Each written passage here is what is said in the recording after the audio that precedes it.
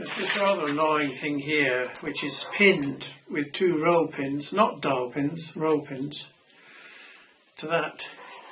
It doesn't have any real effect because the tool post is rebated for it.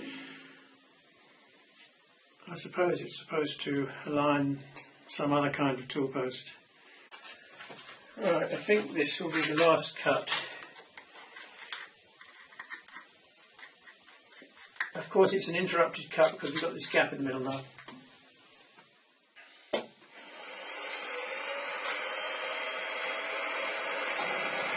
So because of that thing sticking up on the top side, I had to cut this hole in the bottom of my tool post grinder fixture.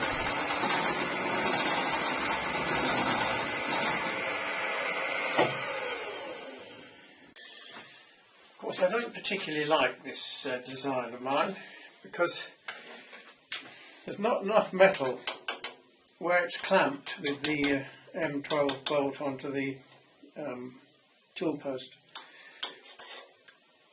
I should have had more metal back here, and I've just removed the most important bit. But anyway, we are where we are. Right, so if I wind the cross slide in to get this to a maximum, which is about there, and then we move the saddle along.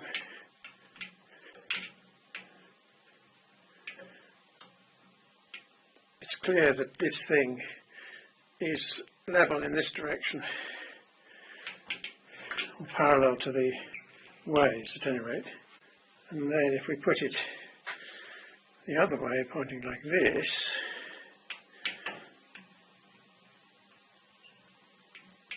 it's going up a bit, so we'll fix that. Right, so I've adjusted that.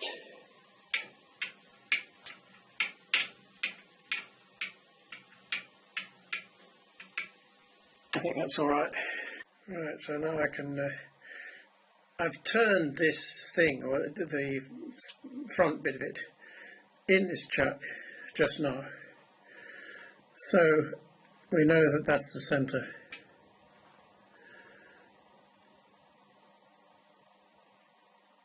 Yes, damn it. And it also seems to be on centre vertically, as close as I can get it by eye. Doesn't really matter very much anyway. I'd previously noticed that the jaws of the 3-jaw chuck were bell-mouthed, with the outer 2 teeth of each jaw not touching the workpiece at all, even when the chuck was done up tightly. So that's something that I wanted to fix with this tool post grinder. Right, so I've got the chuck in the vise with a stop, and the thing centred in the Y direction. This is a 4mm carbide end mill, which I hope will get through this. And I'm running it at 2250, which is the maximum speed the mill will do.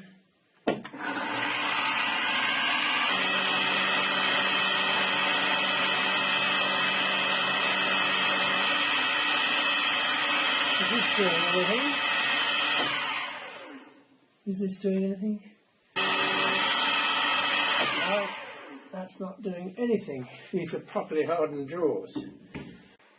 This is a 4mm carbide stub drill, which I've just found in one of my auction lots.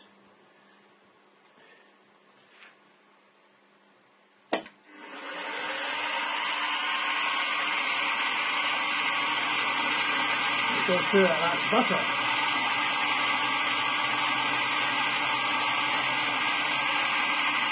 That's 4mm. Is that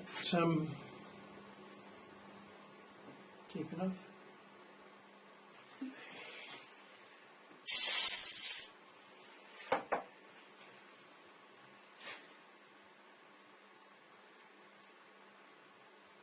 That's going to be all right.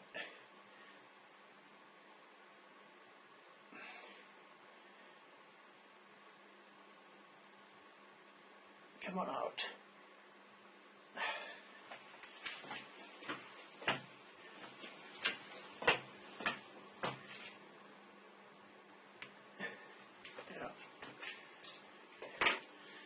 Right, so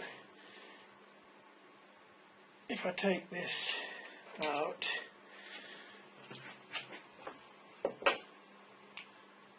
put another one in,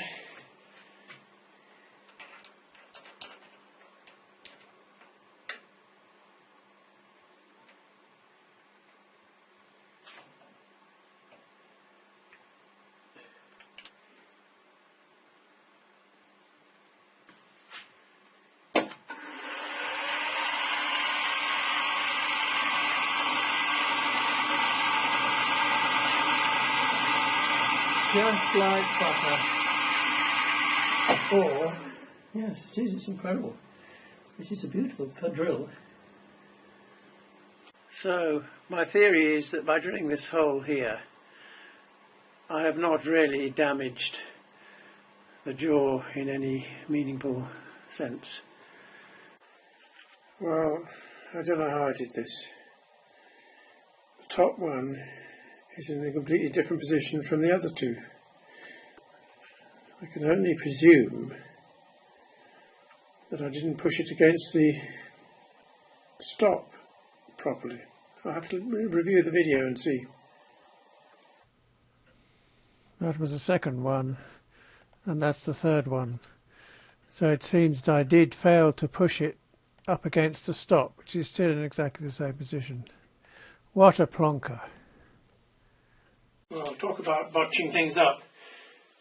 I've made a special, instead of this 4mm dowel, I've made a special one that fits in here and brings these three parts into the same straight line.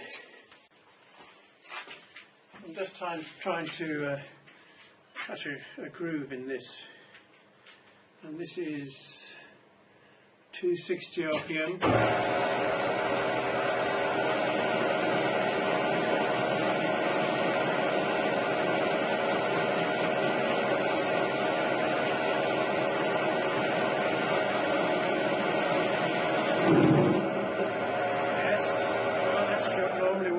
When I do anything. Well, I think what happened there was that the tool gets wider, and therefore it was fouling on the outside of this groove because I was trying to cut it too deep for the shape of the tool. Right, well, I've grown that tool a bit longer.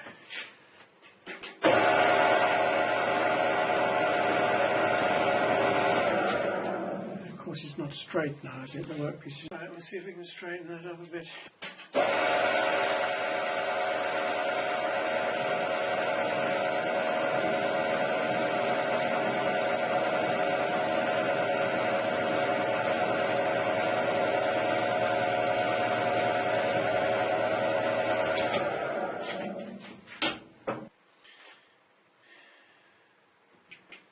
Well, should we try that?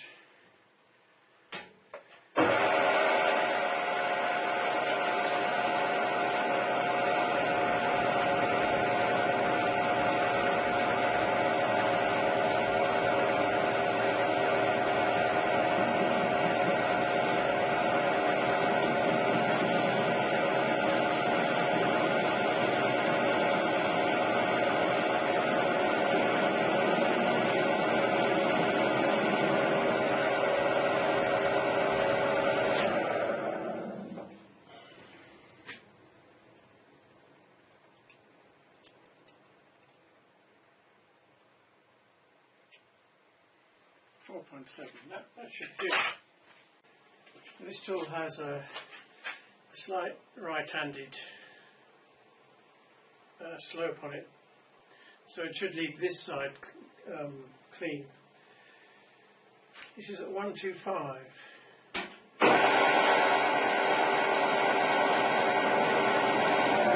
think it's a bit slow.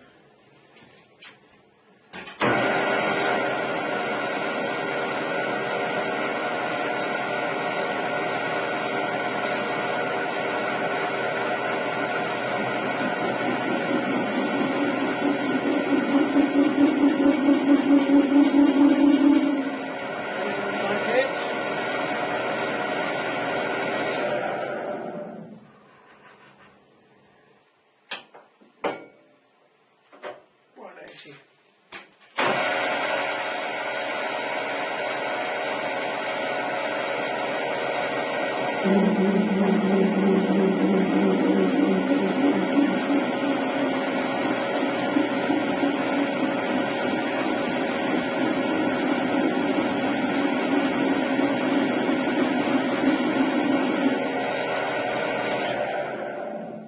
Barely cutting, is it?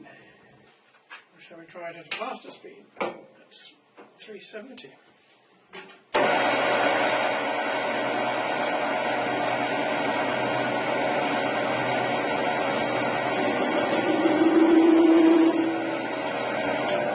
Talk to me about that.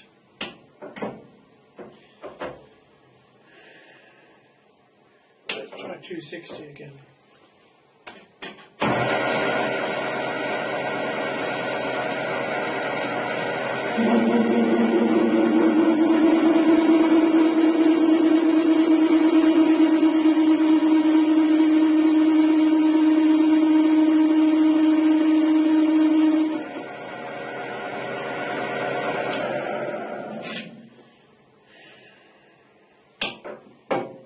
Is the only speed that will work.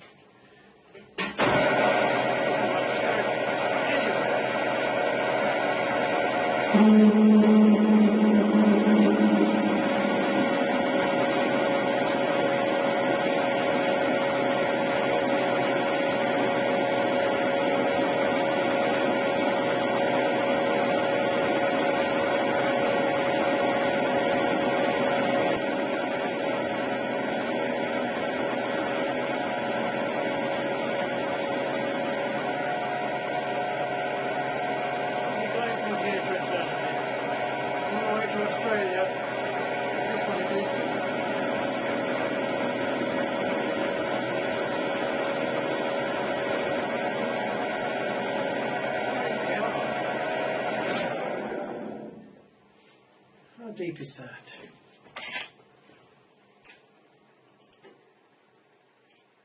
$6 mm. And what is the depth? What is 5.3? It should be through by now.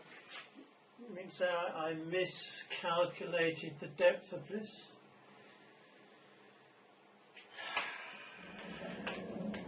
Actually measured it on the scale on the saddle here.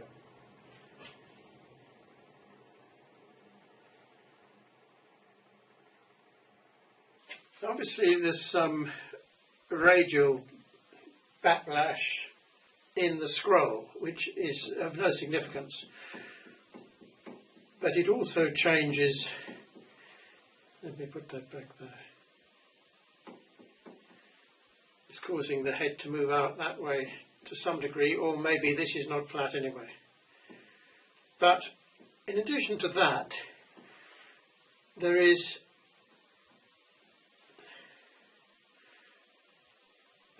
the ability to twist this jaw by 7 or 80 microns.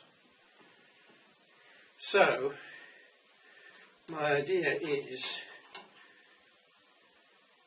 if I put this on here,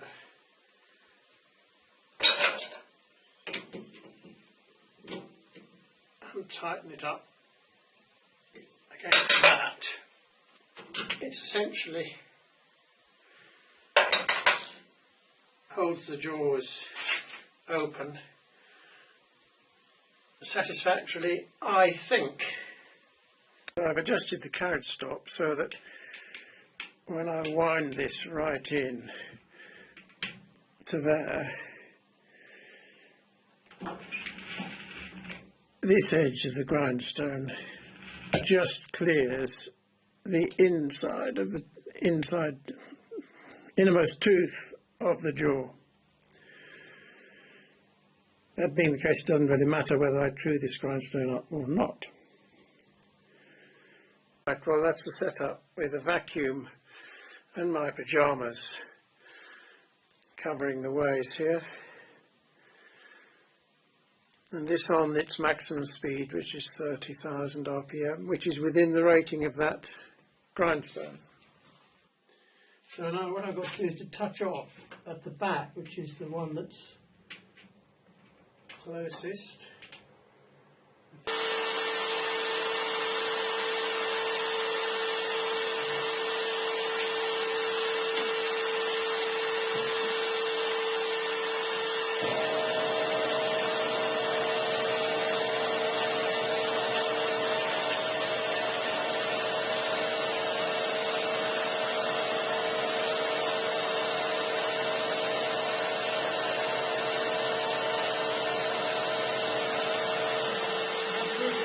slightly faster than that.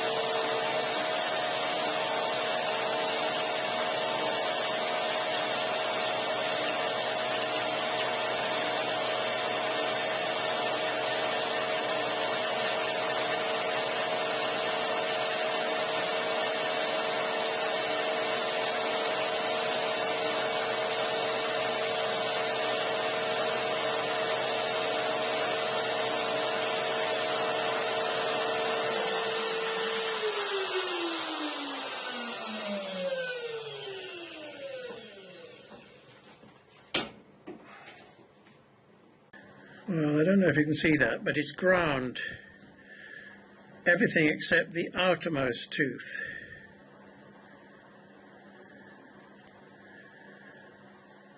So I'll try a little bit more.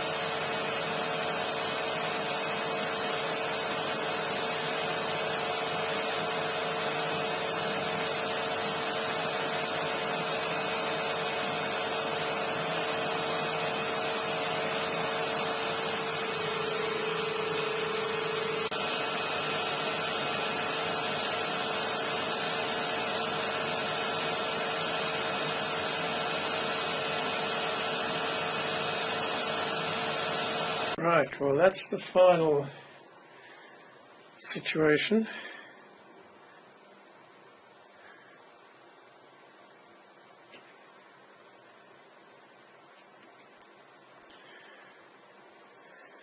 So, testing the run out after that. Not that grinding the chuck jaws is necessarily going to reduce run out. What it's definitely done is remove the bell mouth effect. So the jaws are gripping all the way along now. I can't put any feeler gauge between the outer jaws and the workpiece. So that it's done what it's supposed to do. But the run out, this is on a 23mm test bar, and the run out is 180 microns, which is less than it was before, but not good. And this is a 66mm diameter bar, which I turned earlier in the 4-jaw.